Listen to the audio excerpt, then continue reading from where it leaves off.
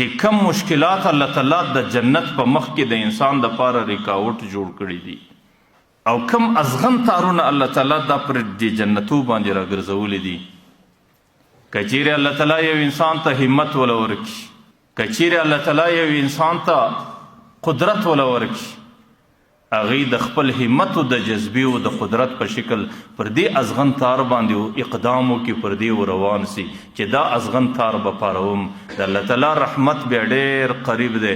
الله تعالی هغه ازغن تار دستي د ګلانو په تار ورته بدلوي، ځکه د دې تار تعلق د لرې صدې ته انسان ته ازغن تار معلومیږي چې کله ور نږدې کېږي نه نو انسان ته مشقت او تکلیف معلومیږي.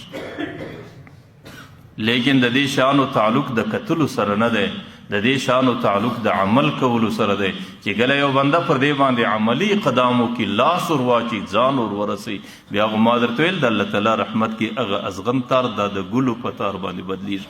بیا لکه ګلو کې چې سړي ته څومره راحت وي په ازغن تار کې هم دغومره راحت دی.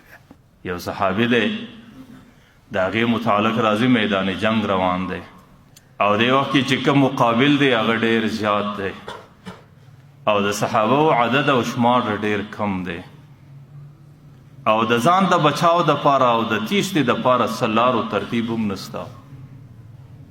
نو اوس مخته د تورو وار دی او مخته د انسانانو د سرونو پرې کېدلو ترتیب دی او ظاهرا به دا څومره ازغن تاري انسان چې د وینو ولې بهیږي او د تورو پړکاره او د انسانانو سرونه سره الوزي. لیکن هغه صحابي څه کوي؟ هغې پر دې حالت کې پر مخ باندې ورځي، اقدام کوي او د ډېرې خوشحالۍ په خاطر باندې دا وایي غدن نلقي احبا محمدا و حزبا، سبا خو به زما د خپلو دوستانو سره ملاقات وي، سبا خو به د محمد او د صحابو سره ملاقاتونه وي.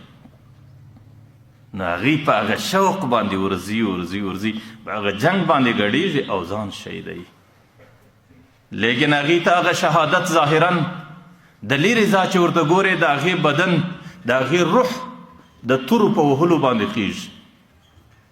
لیکن چې سړی کله هغې ته عملا ورنږدې سي، د پیغمبر علیه صلات وسلام حدیث مبارک دی چې د ټوله انسانیت د روح اخیستلو دپاره الله تعالی عزرائیل را استی، لیکن د دې شهید دپاره په میدان کارزار کې الله تعالی د د روح د قبض دپاره په خپله راځي. نو ظاهرا خو په وینو او خارو کې پرېوتل دي، لیکن په باطن کې د د عزت دپاره الله تعالی د عرش څخه ځان را رسوي.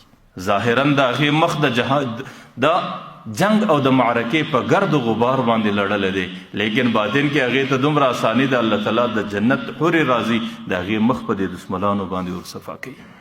ظاهرا پر هغې باندې د سا ختل دی او د تورو وار دی، لیکن پیغمبر علیه صلات وسلام وایي د هغې روح په داسې شکل باندې خیږي لکه یو میږی چې په دنیا کې په سړي باندې خوله ولګوي.